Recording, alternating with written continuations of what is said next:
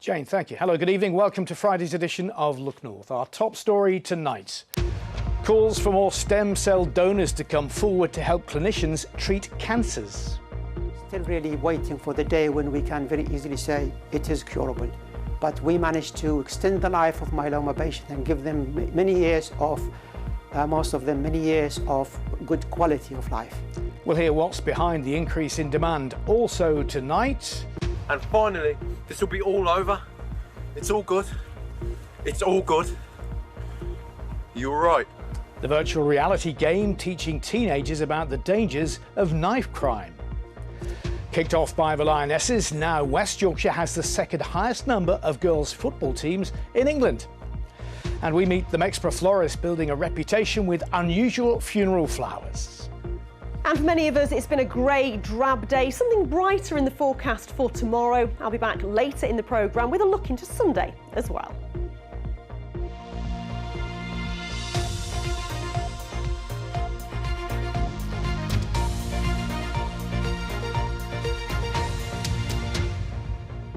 Hello, thank you for your company this Friday evening. First tonight, donors are being urged to come forward after a huge rise in the demand for stem cell collection in Yorkshire.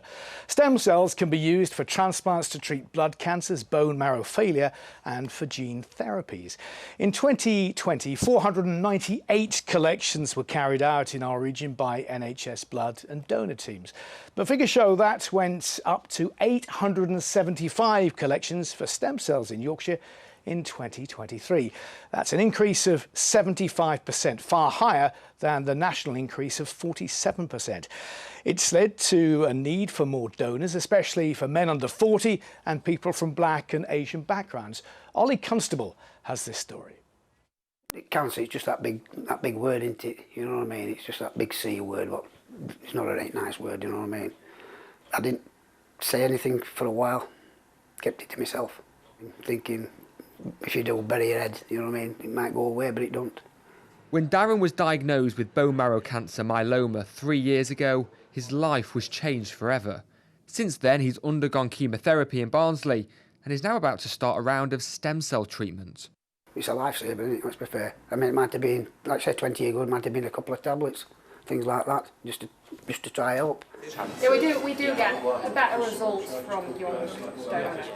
He's having a tour of a new lab just off the M1 in South Yorkshire, where his healthy stem cells are being frozen and stored, ready to be reinfused into his body. When we give chemotherapy to somebody to cure their cancer, there is a risk that we might damage these stem cells or even killing them. So one way of treating cancer by giving lots of chemotherapy is to take these cells out of the person first and then give the chemotherapy you want, and then a day or two later we put the stem cell back. This centre is thought to be one of the biggest in Europe and serves hospitals across the north of the UK. People like Jonathan rush the cells between hospitals and the lab, ready to deliver treatment at a moment's notice. In Yorkshire, the demand for stem cells is high, which means the NHS needs more donors. There is various reasons why we are doing more transplantation now.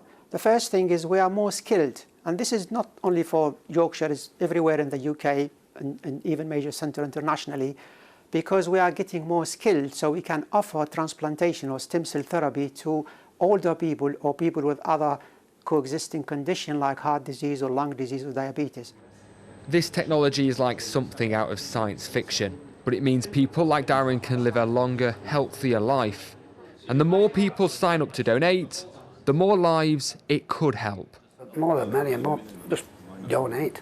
But like you say, it's a lot of young people under 40 and this and that, what's got to do it, you know what I mean? But I saw 3 people come in, young people, just to donate, and I will have more with it, you know what I mean? I just thought, well done, but good that.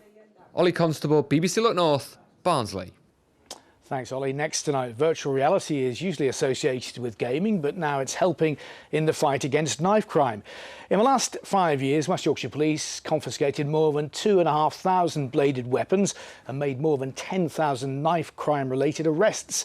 Now, hundreds of young people are taking part in special sessions where VR headsets allow them to experience scenarios they could come up against in real life.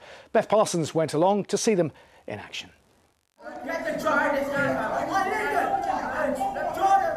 This isn't a real fight.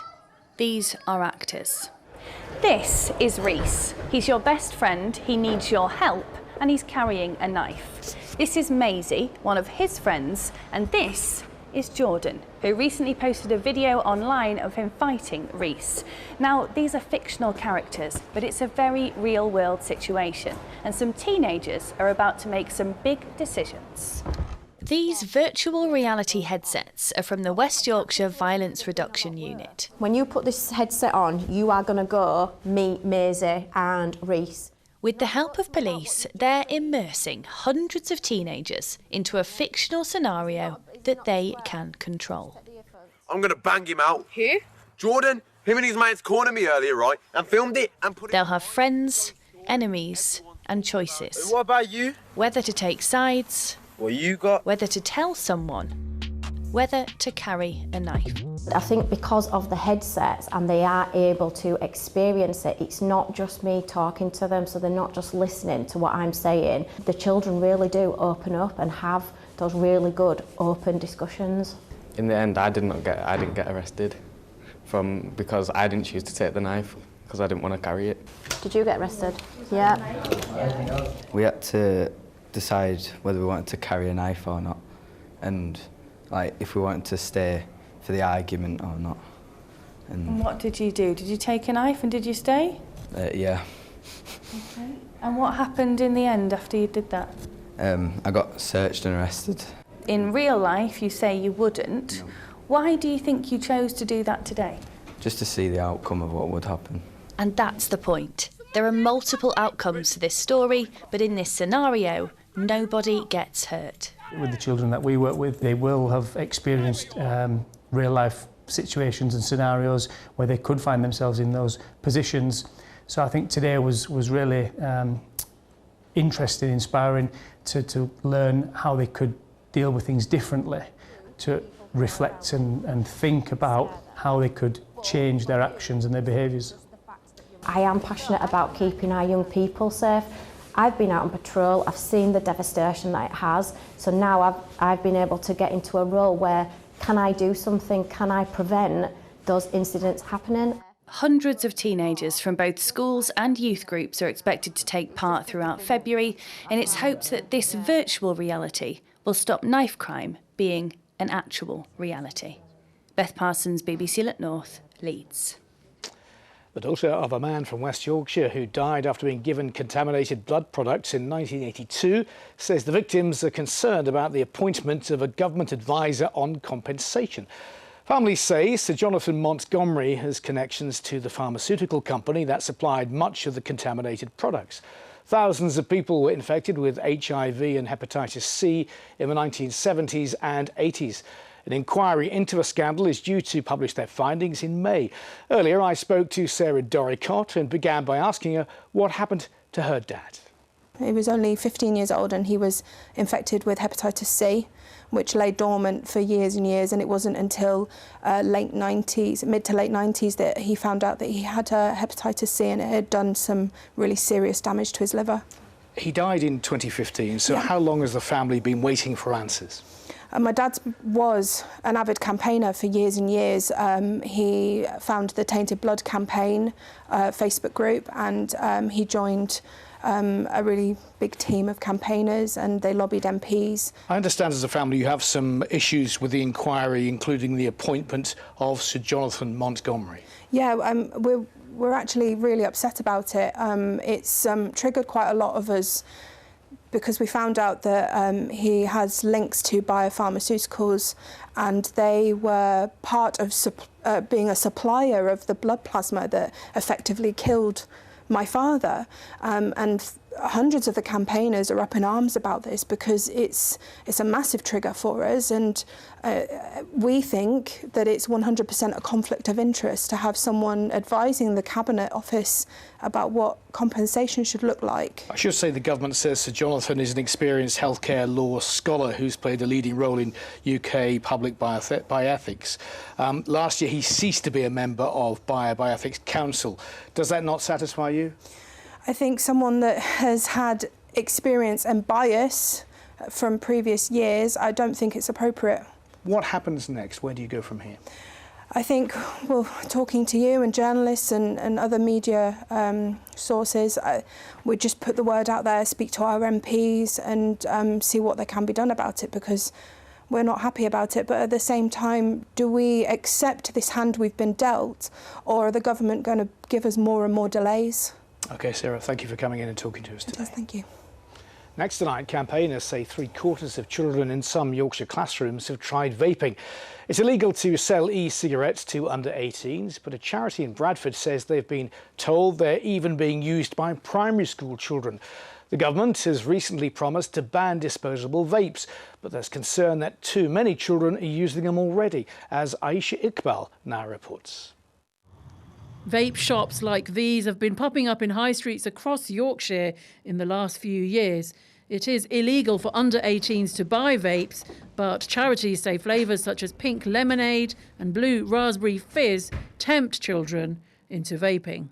So I've talked to young people in school who say 75% of young people in their class are smoking.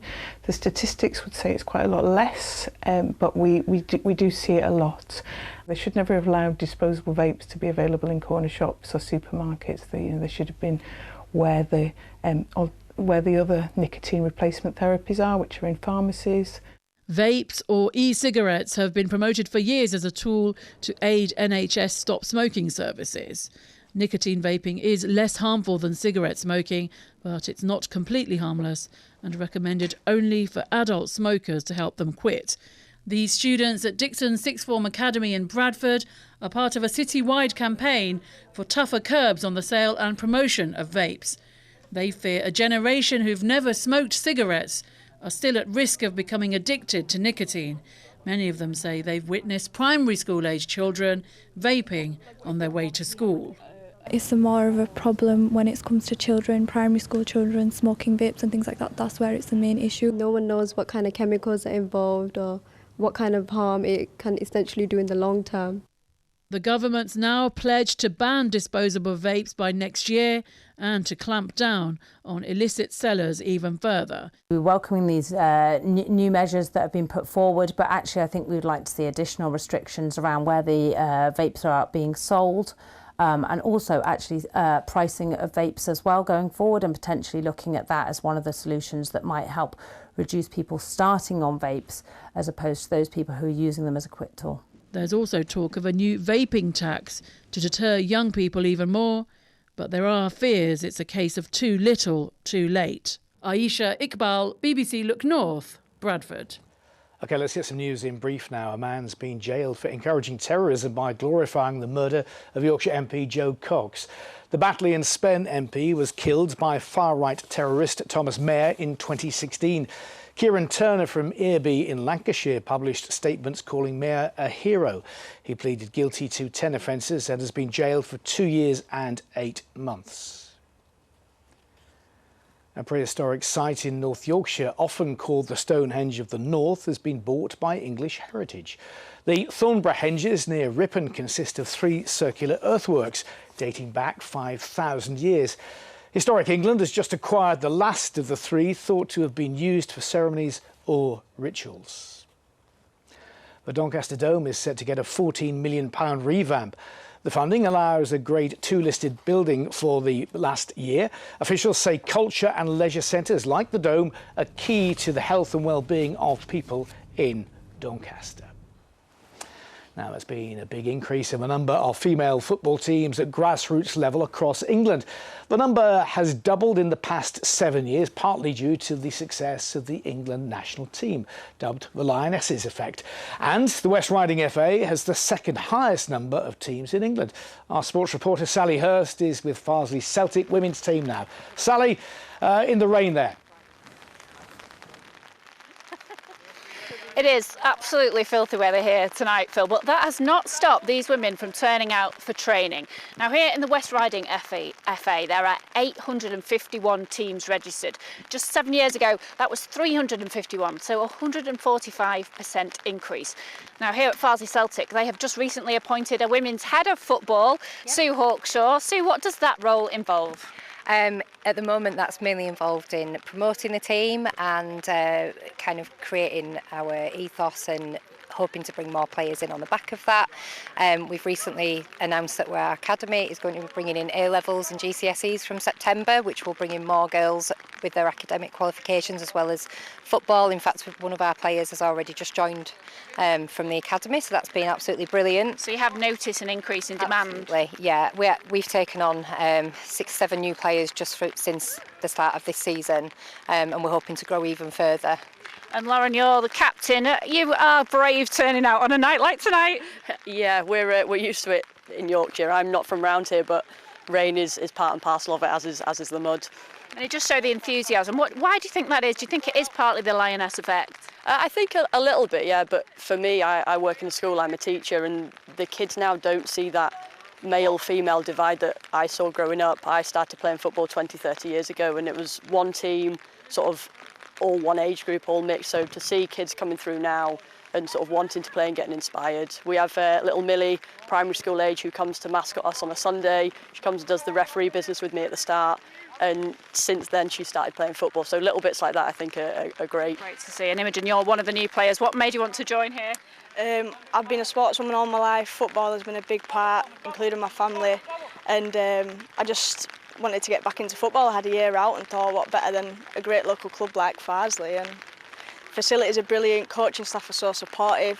Captain Rigby always leading us on. But yeah, great facilities here as well. Well, I will let you get back to training just for now, because not every club is as lucky to have great facilities like here. Sometimes when you're starting from scratch, you have to get a bit of volunteer elbow grease in there. My colleague Grace McGrory has been to one clubhouse in Sheffield which has had a dramatic transformation.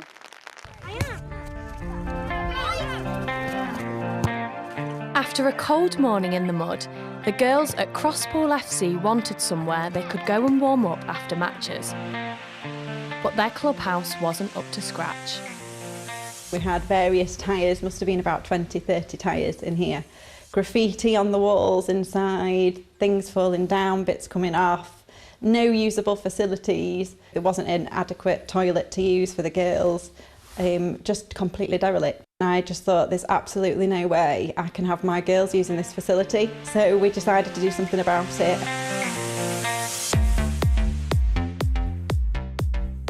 After long hours and lots of help from the community, the clubhouse is finally complete. I can't honestly believe 8 months ago when we started this project that this was ever going to be to this level. They've got 4 usable toilets, they've got a debrief area, they've got a kitchen so they can raise money for the tuck shop, and it is something that will stand for the future, for future generations moving up, so we're incredibly proud. Well, my role was basically the organisation of the materials and the work itself, getting local suppliers to give us stuff. Everything that's gone into this, into the renovation of it, is a bit of a community project. So you start the pass to Elsie. Okay, quick, go. It's when you see the girls all messing around, playing happy in here, it's brilliant, because all they want is somewhere to be inside, to be together and just have a bit of fun. And with more women and girls playing football than ever before, facilities like this are essential. The girls' game's growing massively. I think there's 4 divisions of at least 10 teams in each age group now in the Sheffield area. And on a cold winter's day, if they come travelling from Doncaster, Huddersfield, and they need to go to the toilet beforehand, they couldn't do that. Now it's a safe environment for them. What would you say to your parents for all the work they've done? Well, I'd say a big thank you, because they did a lot of work in here and they've spent their time trying to do this for us. It used to be really messy, but now it isn't. And we have 3 brand new girls' toilets. Without this clubhouse, we probably wouldn't be able to spend as much time together as a team. Yeah, because our parents have done a lot of effort. Now the girls can have a ball on and off the pitch. Grace McGrory, BBC Look North, Sheffield.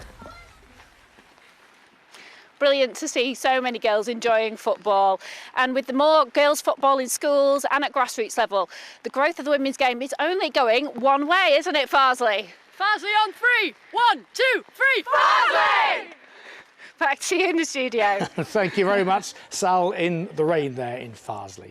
Well, we're staying on a sporting theme because representing your country at an elite level is something most of us can only dream of. But my next guest is hoping he can compete for Team GB in para ice hockey later this year.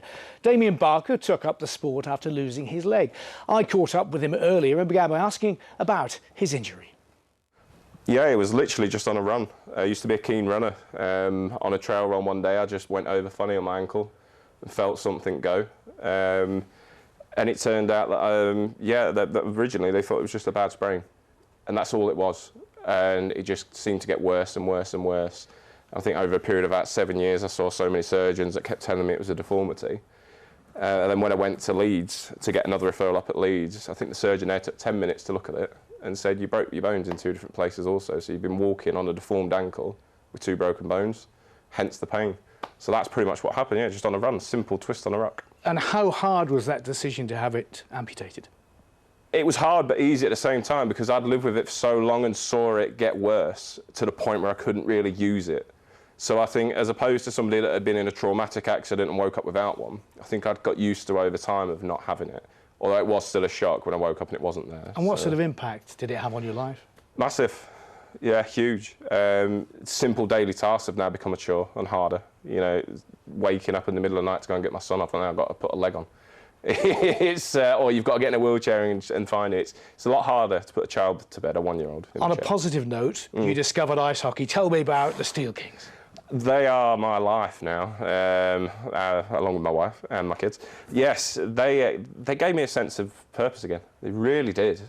When you're at home and you're struggling day to day, can't even get into certain shops, then you get on that ice, you feel invincible. You know, the way my daughter looks at me when I'm on that ice, you can't match that. It's amazing. And when you come off that ice and people want to meet you, it's incredible, but yet when you're on the streets on a day-to-day basis and you're struggling with things, it's weird. You could be heading to the World Championships in Norway as well. Tell me briefly about that.